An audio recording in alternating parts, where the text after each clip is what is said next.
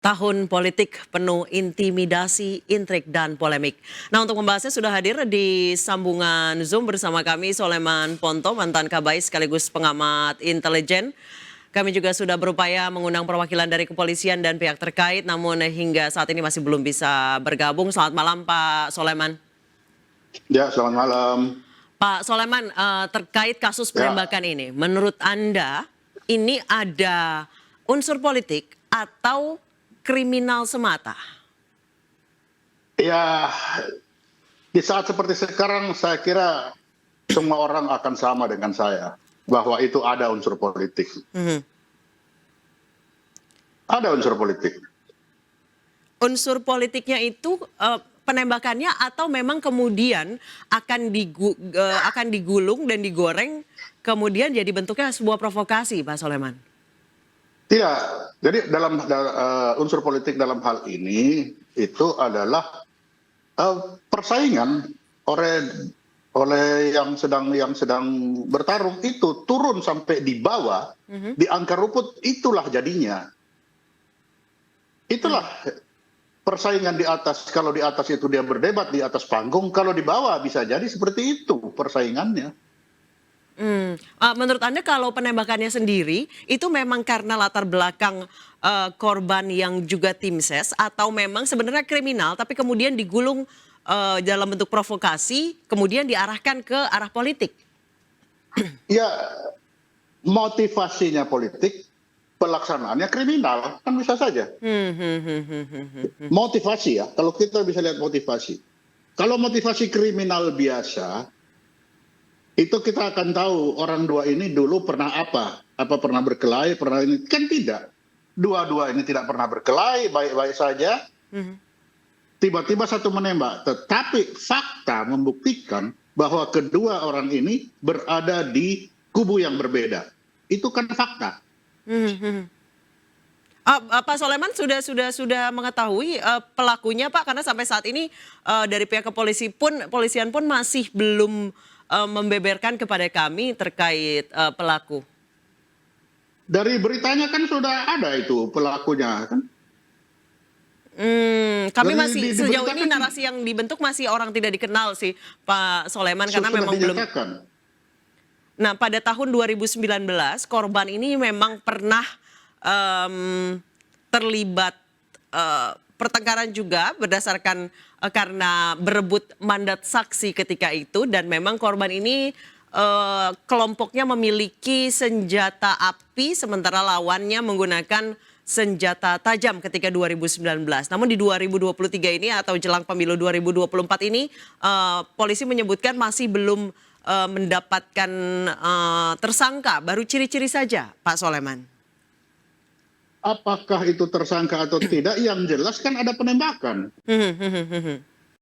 Kan yang jelas saat ditembak satu penembak. Kan itu sudah. Oke, di Itu kan tahun fakta itu. Iya, betul. Di tahun politik seperti ini apakah hal-hal seperti itu rawan terjadi, Pak? Oh ya, saya sangat rawan. Makanya itu yang saya bilang, di pentas atas mereka debat, di pentas bawah mereka bisa seperti itu. Itulah loyalitas terhadap pasangan calon masing-masing. Bisa jadi seperti itu, dan itu sangat mungkin. Pak Soleman, kalau Sangat menurut mungkin. Anda masalah seperti ini sangat rawan untuk dibentuk menjadi provokasi, terutama di level akar rumput, dan itu sangat dampaknya sangat berbahaya. Apa yang harus dilakukan oleh kepolisian? Iya betul, itu sangat berbahaya. Makanya polisi harus segera menemukan, kalau tidak akan terjadi balas dendam, kan begitu. Akan terjadi balas dendam ya Pak ya? Iya, bisa saja. Nah, yang saya herankan kenapa polisi tiba-tiba langsung bilang tidak ada motivasi politik. Lah, polisi kan bukan mencari motivasi politik atau bukan. Yang dicari apakah di sana ada motivasi balas dendam, apakah ada motivasi kriminal yang lain. Kenapa langsung dibelokkan ke motivasi politik? Justru dengan ada pernyataan itu, ini memancing orang, kan begitu. Polisi sendiri itu kalau ada penembakan kan bukan mencari apakah motivasi politik atau bukan, kan itu. Yang dicari apakah ada motivasi kriminal, apakah dia merompak, merampok, mencuri, apakah sakit hati, kan itu. Baik, jadi Tapi ketika disampaikan itu, ya itu sama aja dengan membuka kotak Pandora, kan seperti itu. jadi menurut Anda Pak Soleman bahwa pernyataan polisi justru memancing masyarakat untuk berpikiran ke situ, padahal sebenarnya arahnya nggak ke Iya situ gitu. betul. Iya bisa jadi arahnya tidak ke situ. Tapi kenapa kalau polisi bilang misalkan, oh kita belum menemukan motivasi dia melaksanakan penembakan itu.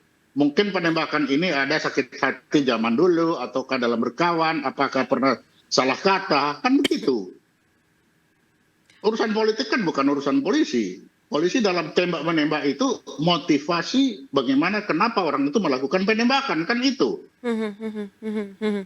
Tidak perlu. Tapi ketika disebutkan bahwa ini tidak ada politik, itu sama dengan kalau alam bawah sadar menerima, itu ada, kan begitu. Harusnya jangan ditarik bahwa oh ini tidak ada politik, jangan. Oh ini belum diketahui mengapa mereka saling membunuh, apakah ada sakit hati, apakah itu kan ke sana saja. Tapi ketika kata politik keluar, ya itu sama aja dengan membakar. Kemudian masyarakat yang tadinya tidak berpikiran ke sana langsung terprovokasi ya Pak ya? Betul, betul sekali. Baik, di masa pemilu ini terutama di tahun 2023, 2024 ini atau pemilu 2024 banyak sekali pihak-pihak yang katanya diintimidasi oleh oknum yang diduga aparat. Sejauh ini sepengalaman Pak Soleman mungkin nggak sih Pak itu terjadi Pak? Saya kira itu ada beda pendapat mungkin. Satu, bagi aparat saya menyampaikan untuk mendinginkan, bagi yang menerima saya diintimidasi. Kan itu perbedaan tata cara menerima, kan begitu. Kalau misalnya tinggal sejauh mana yang bisa menerima ini, bagaimana komunikasi. Ini kan hanya komunikasi saja. Yang kita tidak tahu bagaimana yang merasa diintimidasi itu apa yang dia lakukan. Baik Pak Soleman jangan kemana-mana dulu. Jelas aparat selalu inginkan sesi. Nah ketika didinginkan yang satu. Baik Pak Soleman masih tersambung? Ya. Baik Pak Soleman kami akan memperbaiki sambungan dengan Anda usai jeda. Pemirsa jangan kemana-mana dulu, kami juga akan berbincang dengan Gilbran Muhammad Nur, Ketua BEM KM UGM yang kabarnya juga mendapatkan intimidasi hingga diberhentikan. Usai jeda.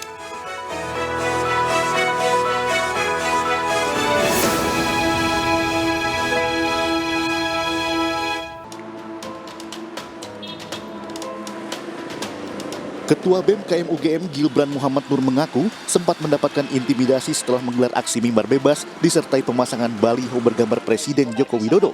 Menurut Gilbran, usai kegiatan berlangsung, ada orang yang mengaku intel dan mendatangi Fakultas Peternakan Universitas Gadjah Mada, lalu meminta biodata pribadinya secara lengkap. Namun permintaan tersebut ditolak pihak kampus karena seseorang yang mengaku intel tersebut tidak bisa menunjukkan surat tugas dan tanda pengenal. Intimidasi selanjutnya melalui ketua RT di lingkungan tempat tinggal orang tua Gilbran di Sragen, Jawa Tengah. Lagi-lagi ada petugas yang mengaku intel mendatangi rumah keluarga dan meminta pengurus RT untuk menemui orang tua Gilbran. Permintaan tersebut lantas ditolak dan ketua RT meminta agar orang yang mengaku intel tersebut tidak lagi mendatangi lingkungannya kembali dan memeriksa warga tanpa ada keterangan yang jelas. Selain dugaan intimidasi, setelah diskusi di Bundaran UGM, juga muncul hoax yang menyebut jika Gilbran dikeluarkan dari UGM dan dihembuskan kabar jika indeks prestasi Gilbran sangat rendah. Padahal selama ini Gilbran dikenal berprestasi hingga meraih indeks nilai mendekati 4 dalam setiap ujian semester. Sudah bergabung juga bersama kami Gilbran Muhammad Nur, Ketua BEM KM UGM yang kabarnya juga mendapat intimidasi hingga kabarnya diberhentikan. Selamat malam Gilbran. Halo, selamat malam Mbak Anissa. Gilbran, benarkah Anda diberhentikan jadi Ketua KM BEM UGM? Sebelumnya saya sudah sampaikan Mbak di press conference beberapa waktu yang lalu, bahwa saya sama sekali tidak ada surat pemberhentian maupun pemanggilan dari Rektorat UGM. Okay. Sehingga kabar seperti itu adalah kabar yang hoax, Mbak. Anda juga sempat diduga menerima intimidasi sampai keluarga Anda di kampung halaman Anda didatangi oleh seseorang yang ketika itu untungnya dihalau sama pihak warga setempat ya, oleh pemimpin warga setempat ya. Seperti apa bentuk dugaan intimidasi yang diterima Anda dan juga keluarga Anda? Boleh diceritakan, Gilbran? Sebenarnya informasi tersebut datang dari ayah saya, Mbak. Beberapa waktu yang lalu menelpon saya secara pribadi, dan karena selepas agenda diskusi di Jogja kemarin, saya setiap hari rutin menelpon orang tua, Mbak, untuk menanyakan kabar dan memastikan keamanan beliau-beliau di rumah. Nah, di satu waktu beliau menceritakan bahwa beberapa hari setelah agenda diskusi di Jogja kemarin, ada oknum yang mengaku sebagai intelijen kepolisian mendatangi rumah RT, untuk meminta dipertemukan dengan ayah saya, meminta dipertemukan dengan ibu saya juga gitu. Cuman alhamdulillah dari ketua RT itu justru menghalau dan menolak untuk mempertemukan oknum yang mengaku intel ini dengan keluarga saya. Nah, kemudian selama beberapa hari ketua RT itu menemui ayah saya dan mengabarkan bahwa beberapa waktu yang lalu saya selaku ketua RT didatangi oleh oknum yang mengaku intel kepolisian, meminta untuk mempertemukan saya selaku ketua RT dengan ayah atau dengan ayah saya gitu. Nah, Baik. itu yang terjadi di rumah. Baik, Gilbran, orang yang mengaku-ngaku intel kepolisian itu kepada ketua RT rumah orang tua Anda mengatakan apa sebenarnya tujuan ingin bertemu dengan orang tua Anda? Ayah saya tidak menceritakan lebih banyak sih, Mbak, karena ayah saya menceritakan bahwa selepas itu ketua RT saya langsung mencoba untuk menghalangi dan menghalau agar oknum tersebut tidak menyambangi rumah saya gitu. Cuman motif apa, kemudian objektif apa yang coba dibawa, saya belum diceritakan lebih lanjut gitu. Tapi sejauh ini selain itu tidak ada kejadian lain, Mbak, karena saya juga selalu menanyakan kepada ayah saya dan sejauh ini masih aman, dan dalam konteks rumah cuman itu aja sih, Mbak, yang mungkin sempat dialami oleh keluarga saya. Baik, Seperti itu, Mbak. orang tersebut mengaku sebagai intel kepolisian. Apakah dia mengatakan identitasnya dengan jelas dari kantor kepolisian daerah mana dan membawa surat tugas? Apakah dilengkapi seperti itu? Ayah saya tidak menceritakan lebih lanjut ya, Mbak. Apakah yang bersangkutan membawa semacam surat tugas atau apapun itu. Cuman sedengar saya dari ayah saya, beliau menceritakan bahwa intel tersebut berasal dari Polres Sragen gitu. Cuman Polres. selebihnya tidak ada. Apakah ada surat tugas atau apapun itu, saya tidak diceritakan lebih lanjut. Seperti itu, Mbak. Baik, saya ke Pak Soleman. Pak Soleman masih terhubung bersama Ya. kami? Baik, Masih. baik. Ini Pak Soleman masih terhubung dengan kami? Ya, Baik. masih. Pak Soleman, ini orang tua dari Ketua BMKM UGM mengatakan bahwa mereka mendapatkan sempat didatangi oleh orang yang mengaku sebagai intel kepolisian. Dan yang ditemui adalah ketika itu ketua RT-nya dulu, namun ketua RT melarang orang yang mengaku-ngaku sebagai intel kepolisian itu untuk bertemu dengan orang tua Gilbran. Kalau menurut Anda Gilbran ini termasuk vokal di kampusnya. Apakah intimidasi seperti itu lumrah dilakukan oleh oknum atau biasanya kalau memang beneran intel ya nggak akan ngaku-ngaku intel, Pak Soleman?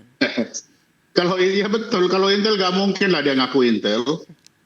Itu kan selalu terbalik, kalau dia ngaku intel berarti bukan intel.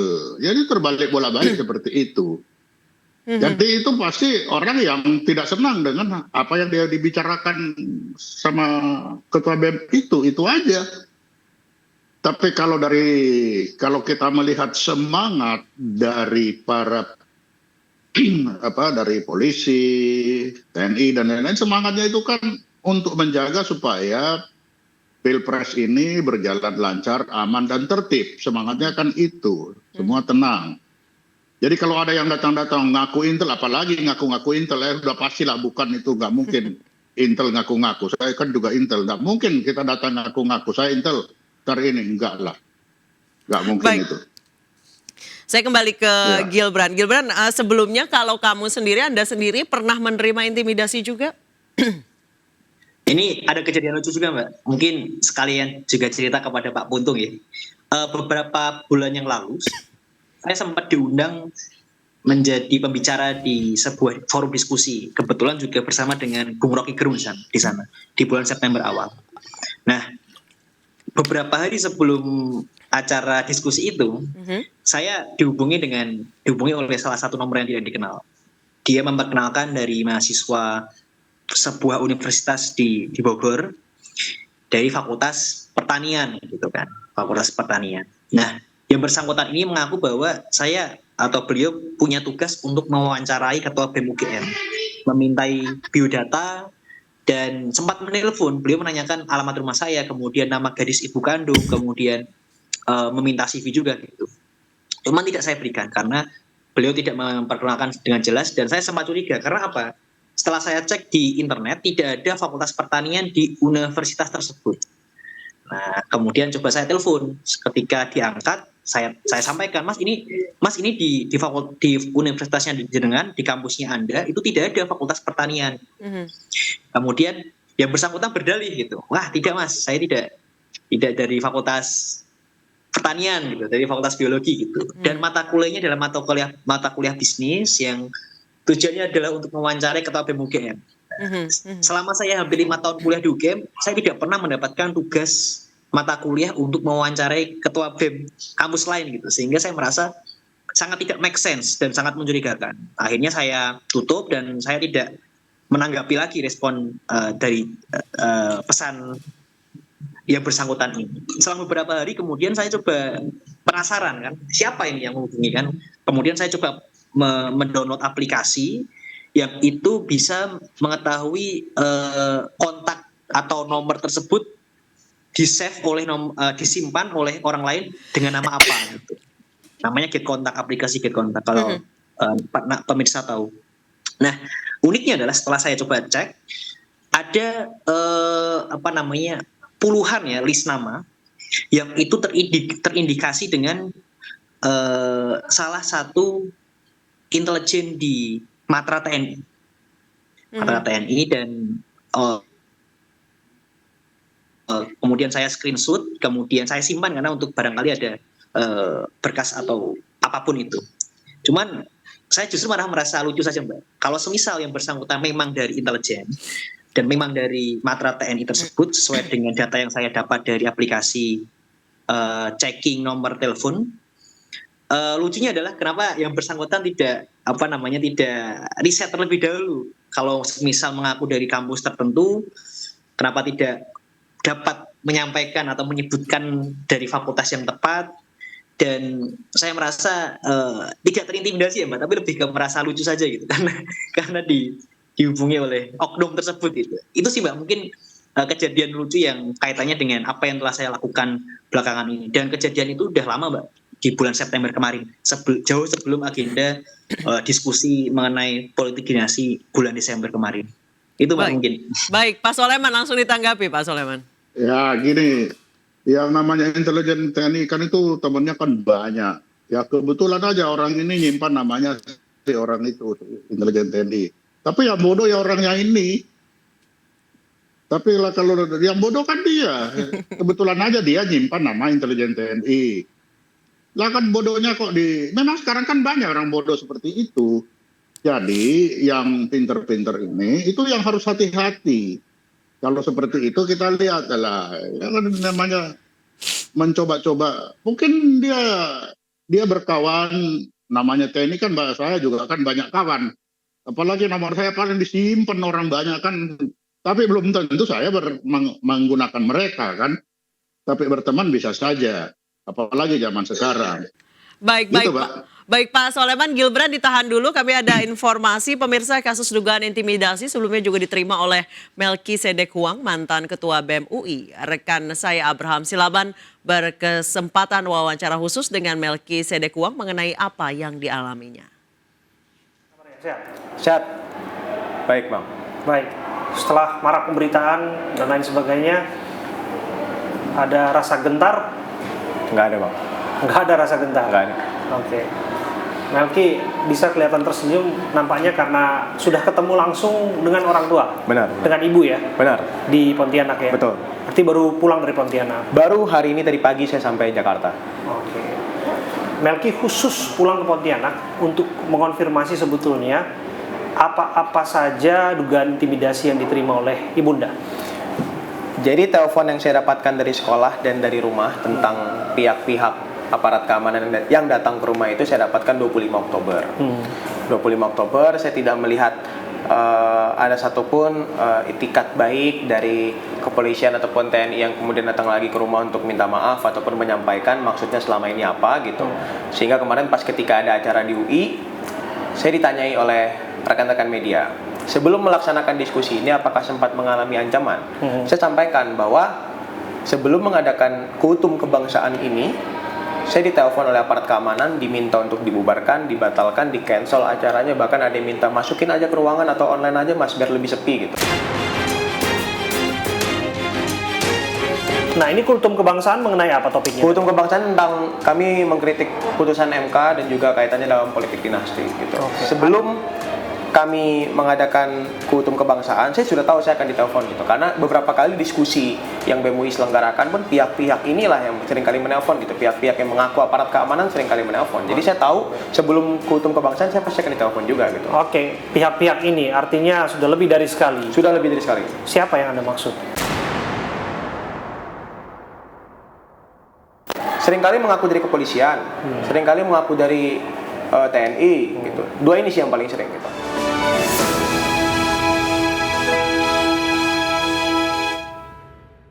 Anda kembali di The Prime Show, pemirsa, dan sudah hadir bersama kami di studio pengamat politik Ray Rangkuti dan masih bergabung melalui sambungan Zoom Bapak Soleman Ponto dan juga Gilbran. Saya ke Pak Ray Rangkuti terlebih dahulu. Pak Ray, saat ini sering terjadi intimidasi. Ada salah satu relawan yang ditembak di Sampang, Jawa Timur. Ada pula ketua BMKM UGM ini juga menerima intimidasi, bahkan orang tuanya didatangi. Belum lagi mantan ketua BEM UI juga menerima intimidasi. Menurut Anda apakah ini wajar terjadi di tahun politik atau memang ini adalah tindakan yang di masa reformasi ini seharusnya tidak terjadi? Kalau konteksnya penembakan macam-macam, mungkin kita harus pisahkan dulu karena kita belum tahu motivasinya apa ya.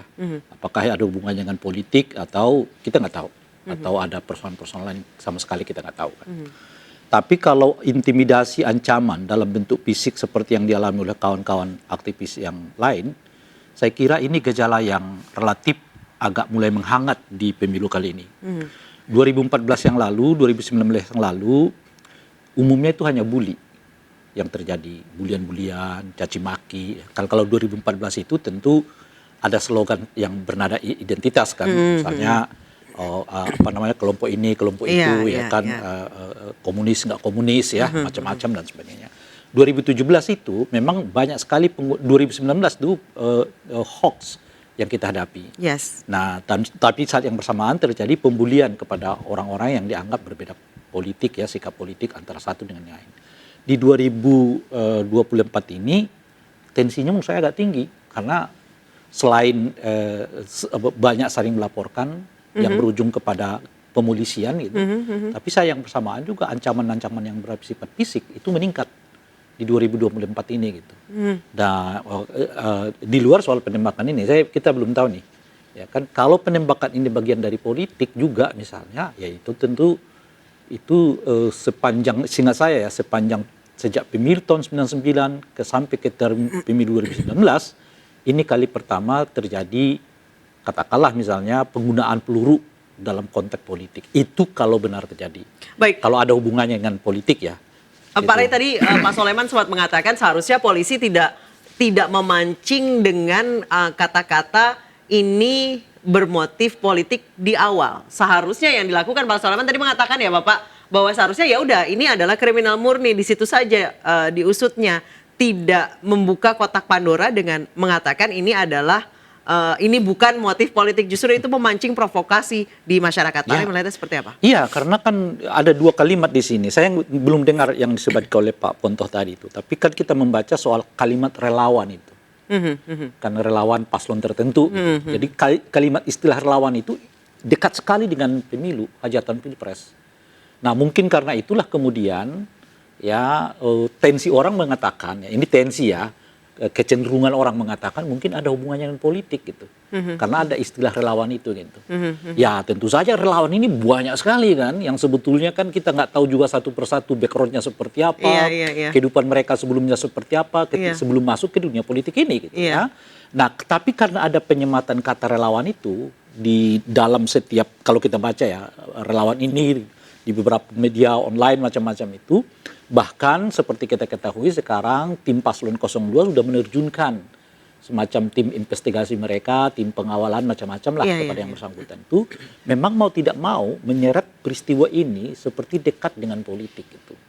Padahal kita belum tahu kan kasusnya. Per hari ini misalnya kalau kita baca pernyataan pihak kepolisian, mereka justru mengatakan belum ada indikasi ada hubungannya dengan politik. Ya, dan memang sempat terjadi keributan juga di Pilpres 2000, di pemilu 2019 ketika itu berebut mandat saksi dan melibatkan korban juga ketika itu. Pertama itu di ujung ya, yang 2019 itu kan di ujung ya.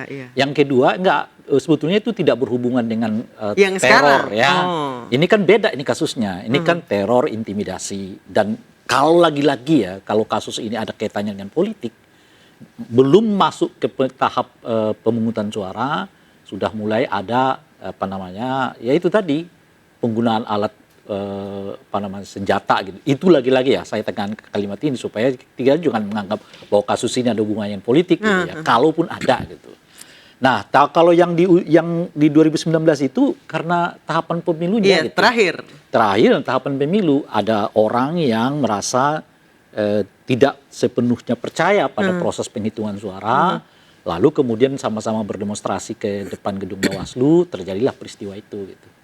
Nah, ini sekarang tidak termasuk. Nah, kalau kita lagi-lagi kecualikan dulu kasus ini, apa yang dialami oleh rekan-rekan yang tadi, misalnya ketua BEM ya dan aktivis-aktivis yang lain yang mulai secara secara melalui media, biasanya kan melalui media ya, media online mereka yang menerimanya itu mulai masuk ke teror-teror yang lebih bersifat fisik. Nah, itu yang saya sebut agak melompat nih kalau dibandingkan dengan peristiwa tahun 2009, 2014, 2019 gitu. Kalau sampai ke situ karena kita paling tinggi sejauh ini masih bulian. Baik. Saya kembali ke Pak Soleman Ponto. Pak Soleman, Anda melihatnya provokasi yang terjadi ataupun konflik-konflik yang terjadi jelang hajatan Pilpres ini. Tadi Pak Rey sempat mengatakan bahwa tensinya di 2024 ini semakin meningkat. Pun goreng-gorengan informasinya itu semakin mateng saat ini. Apa yang sebenarnya harus diantisipasi agar kemudian tidak terjadi perpecahan? Situasi itu tenang kalau tidak ada hal-hal seperti yang dilakukan oleh BEM kan. Jadi untuk itu supaya aman dia nyampaikan, udahlah nggak usah dilakukan itu, biar aman. Tapi bagi BEM, wah ini intimidasi supaya saya tidak lakukan. Kenapa? Karena petugas ini juga udah capek di lapangan, tiap hari dia nunggu terus. Dan kalau itu kita ya, ini pengalaman saya. Ketika kita memprediksi sesuatu itu, selalu kita naikkan 2 kali. Ini kalau terjadi seperti apa? Kelihatannya kan kecil, hanya orasi saja. Tapi kalau dia terjadi jadi besar, kita juga yang duluan dicekoki duluan, yang ditampilin duluan kan orang-orang lapangan. Itulah sebabnya tidak heran kalau saya dengar tadi orang lapangan data, udahlah nggak usah lah itu di dalam ruangan aja. Itu sebenarnya dalam rangka apa? Untuk supaya memperkecil kemungkinan terjadinya gesekan yang bisa besar menurut kita petugas. Pak Soleman, maksudnya gesekan besar itu apa, Pak? Apakah ada teguran dari penguasa atau bagaimana? Misalkan akibat dari orasi lawan politiknya parah, kan bisa saja itu sehingga ini bisa terjadi tabrakan. Nah itu selalu yang ada di dalam logika para petugas itu, termasuk saya zaman dulu seperti itu. Sehingga daripada ini ribut, kita bilang aja, udahlah dek, nggak usah ribut-ribut di sana, kalau ngomong di dalam ruangan aja. Sehingga tadi jelas saya mengikuti wawancara itu, oh iya, itu wajar seperti itu. Dia akan sampaikan, kalau bisa di dalam ruangan aja, nggak usah keluar, jangan yang ini, jangan yang itu. Kenapa? Karena kita kan sudah punya catatan-catatan, kalau orang ini akan mudah bisa terbakar, kalau ini tidak, kalau itu seperti apa. Kita punya catatan-catatan itu. Baik, jadi ada perbedaan tipis Ya, jadi antara ada perbedaan. Iya, ada perbedaan tipis antara antisipasi dan intimidasi Betul. yang kemudian diterima oleh adik-adik mahasiswa ya Pak ya? Iya, betul sekali. Itu begitu. Tapi Baik. ternyata di sana nyampainya, ini intimidasi. Itu beda-beda tipis, kan gitu. Baik. Terima kasih banyak Pak Soleman Ponto telah bergabung dengan kami. Gilbran tetap bergabung bersama kami. Kami akan berbincang dengan Bapak Ray Rangkuti juga usai jeda, tetap bersama kami.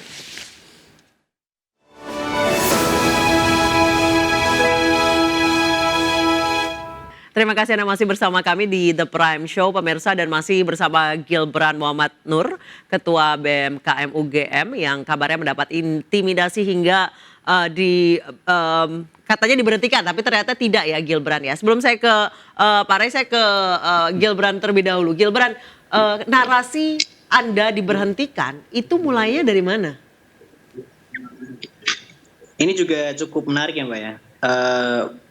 Awalnya kalau saya ngobrol dengan teman-teman itu dari media sosial Mbak.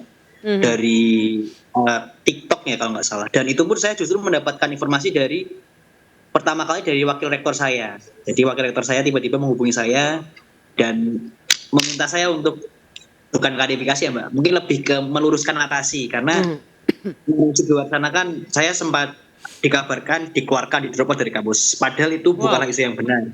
Bahkan kampus pun sama sekali tidak pernah mengintimidasi saya, tidak pernah memanggil saya, memberikan surat peringatan, dan isu itu adalah isu tidak benar dan mungkin dihembuskan oleh pihak yang tidak bertanggung jawab, Mbak.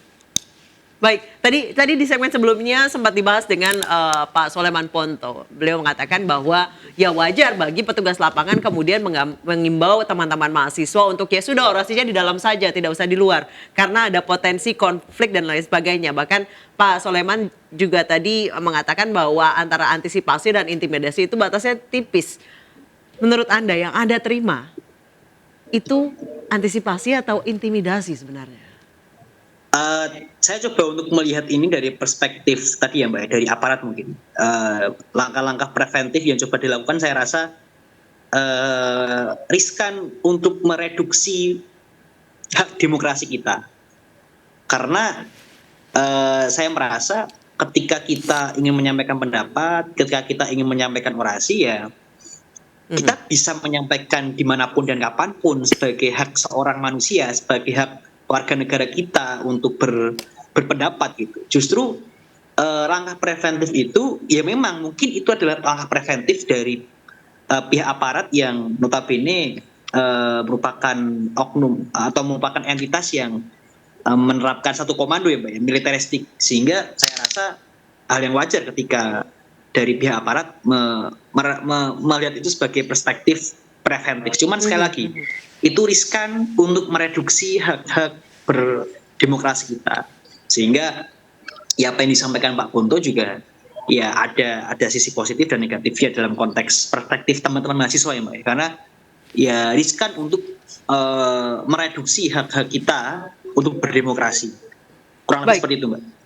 Baik, saya ke Pak Ray. Pak Ray, antara antisipasi, intimidasi, tadi Gilbran mengatakan bahwa di tengah-tengah adalah ada upaya untuk mereduksi hak demokrasi dari teman-teman mahasiswa. Sementara tadi pada saat off Anda mengatakan bahwa antara intimidasi dan antisipasi itu jaraknya sangat jauh, gapnya sangat lebar. Boleh dijelaskan, Pak Ray? Intimidasi itu kan satu tindakan yang mengakibatkan orang lain merasa takut. Yes. Itu yang disebut dengan intimidasi. Jadi kalau antisipasi itu satu tindakan untuk mencegah sesuatu kan, supaya tidak terjadi. Lah di mana dekatnya? Itu kan jauh banget tuh.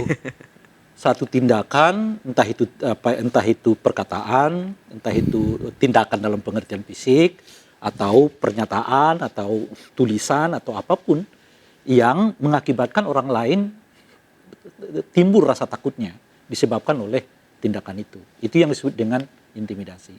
Sementara antisipasi itu satu upaya untuk mencegah agar sesuatu yang dikhawatirkan tidak terjadi. Nah ini ketemunya di mana? Dekatnya itu di mana? Ya jelas beda, gitu loh. Nah harus dipahami betul ya. Intimidasi itu tidak melulu misalnya dengan ucapan, ya awas lo kamu. Ya kan, kalau kamu, nah itu verbal memang terlihat betul intimidasi. Tapi bisa jadi misalnya saya sebut dengan kalimat yang lain, kalau bapak-bapak, ibu-ibu misalnya lah ya, tidak milih si A, maka ini akan dilakukan. Nah, itu bisa begitu. Yang mengakibatkan timbul rasa takut di dalam pemilu yang demokratik. Di dalam pemilu yang demokratik ya. Segala hal ihwal yang mengakibatkan rasa takut orang muncul, itu tidak boleh diperkenankan. Makanya dalam pemilu yang demokratik itu salah satu ukuran misalnya, menempatkan posisi aparat penegak hukum di TPS itu. Ada ukurannya. Nggak bisa sembarangan misalnya ini TPS, di sampingnya itu polisi. Nggak bisa. Kenapa gitu? Karena ada orang, apalagi dalam tradisi negara yang baru beralih dari negara otoritarian ke negara yang demokratik, itu punya perasaan traumatik dengan baju seragam tertentu gitu. Nah oleh karena itu mereka harus dijauhkan itu dari TPS. Karena apa gitu? Karena orang tuh merasa tidak boleh terintimidasi oleh apapun gitu. Di zaman Orde Baru misalnya kan, pokoknya kalau nggak warna kuning, awas nih semua nih. Misalnya kan begitu tuh. Jadi orang berlomba-lomba. Termasuk mengapa kita mencegah misalnya petugas KPPS itu memakai baju yang warnanya dominan tertentu. Itu bukan konteksnya dengan intimidasi ya, tapi itu konteksnya kan asosiasi kan. Tapi itu mengatakan kepada kita dalam pemilu yang demokratik segala hal harus diatur. Yang tidak boleh mengakibatkan, pada dasarnya aturan itu yang mengakibatkan orang merasa nyaman untuk datang ke TPS itu sebagai ukurannya. Nah kalau konteksnya dengan aksi-aksi mahasiswa ini misalnya, apa yang disebut dengan antisipasi, itulah yang harus dipikirkan oleh polisi. Baik. Dalam skenario mereka misalnya, kalau mahasiswanya nanti keluar dari kampus, lalu datang ke sini, tindakan apa yang harus kita lakukan? Baik, jangan kemudian potong kompas mencari data orang tuanya, menelpon dengan sumber yang tidak kalau jelas. Kalau kita dengar kasus ini tadi kan, polisi itu mengatakan jangan keluar dari kampus dong, kan kira-kira gitu ya. Tapi ada caranya ya Pak. Kalau keluar dari kampus nanti bentrok. Nah, pernyataan nanti bentrok itu bisa loh membuat orang lain terintimidasi. Kira-kira begitu tuh. Iya. Oleh karena itulah dalam renstra polisi, dalam konteks untuk menjaga dan mengamankan aksi-aksi mahasiswa khususnya, mereka sudah harus punya bayangan. Nanti kalau mahasiswanya keluar dari kampus, apa yang harus dilakukan? Gitu loh, bagaimana model penjagaannya. Justru tidak dengan mengatakan, jangan keluar kampus loh ya. Itu sudah termasuk intimidasi. Loh, saya nggak tahu, kalau orang yang merasa ikut demo itu merasa, ada apa ini? Merasa dia terintimidasi, ya dia bagian dari intimidasi itu. Baik, jadi pada intinya memang terjadi eskalasi atau situasi yang panas di pemilu, jelang pemilu 2024 ini banyak yang mendapat saya kira intimidasi. Gini loh, ini juga kan erat kaitannya dengan isu yang saat ini berkembang soal netralitas aparat. Jadi sebetulnya mungkin di lapangannya nggak begitu-gitu amat, tapi psikologi tentang aparat yang tidak netral itu cukup masuk mungkin kepada sebagian orang. Bagaimanapun masyarakat Indonesia masih trauma dengan apa yang terjadi sebelum tahun 98 betul. Dan semoga di tahun ini tidak menjadi gerbang atau pintu masuk kita kembali ke masa lebih dari 20 tahun lalu itu. Terima kasih Pak Ray Rangkuti, terima kasih Gilbran telah bergabung bersama kami di The Prime Show. Dan saya Anissa Dasuki mewakili teman-teman yang bertugas mengucapkan terima kasih atas kebersamaan Anda. Selamat malam, sampai jumpa.